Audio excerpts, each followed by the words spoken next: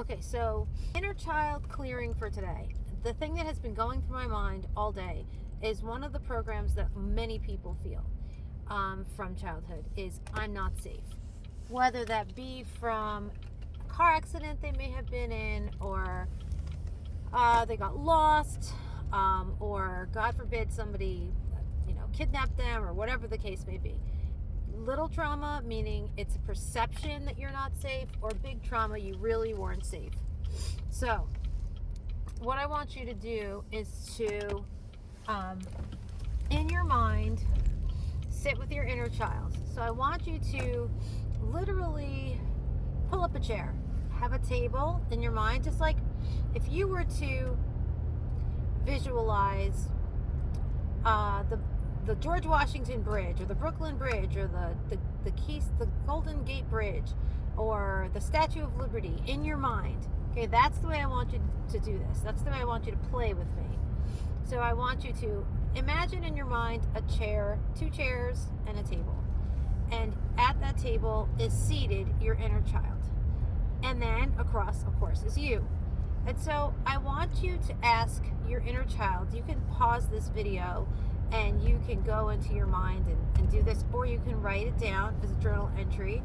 I want you to ask your inner child, when was the first time that you felt unsafe? And literally listen. Or if you're writing, you can say, dear inner child, when is the first time you felt unsafe? And just wait for it. One other thing that I would advise is, if you are not driving like me, to put your hands together like this and just hold them, not begging, but just holding them together so that you're uniting the two hemispheres of your brain, and ask the question, when is the first time you felt unsafe? Then you're going to ask that person, the inner child, sorry. Then you're going to ask the inner child,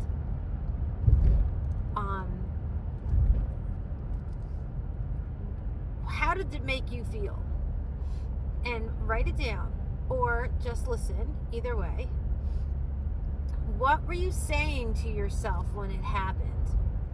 And let that inner child talk, or write it down, and explore whatever it is around not feeling safe. Sit down and have compassion for that child. See that child for the experience that they went through. Say, I'm sorry that you went through this. I'm sorry this happened to you. I'm sorry that you felt angry, scared, worried, anxious, whatever the words come. Just be there and observe what happened. When you observe what happened in this playtime, you are actually shifting in the quantum realm arena. When you observe what had happened in your past and you sit as an observer, watching and being compassionate, then you can actually shift it. It has to correct itself. So there's something called the SLIT experiment. Look it up in the search bar, the SLIT experiment, and it will come up with a cartoon that talks about the SLIT experiment, explaining how electrons, when they were shot through two different slits, acted in a certain way, and when one was observing, they rectified themselves. So it's the quantum physics theory that when you observe something, it will rectify, it will change, it will shift. So we need to do that for our inner children so that they can feel heard, seen. They can feel like they have a compassionate ear, and therefore it will shift the experience. You can also ask them, when you're done with that experience, what they want to be there instead. So you can create a scenario in your mind. So let's do that. Like, so say your inner child says, I feel unsafe.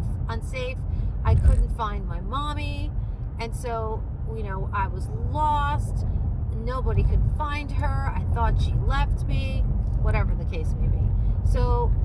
maybe you want to take the hand of your inner child and lead them right to their mommy and say, mommy's right there. She never left you. She loves you. She's always with you. And you can never be separated from her. And give them maybe like cotton candy or something to make them feel like, you know, they're safe. So doing that will shift the energy, and therefore you will have a different experience about being safe. Hope this helped you.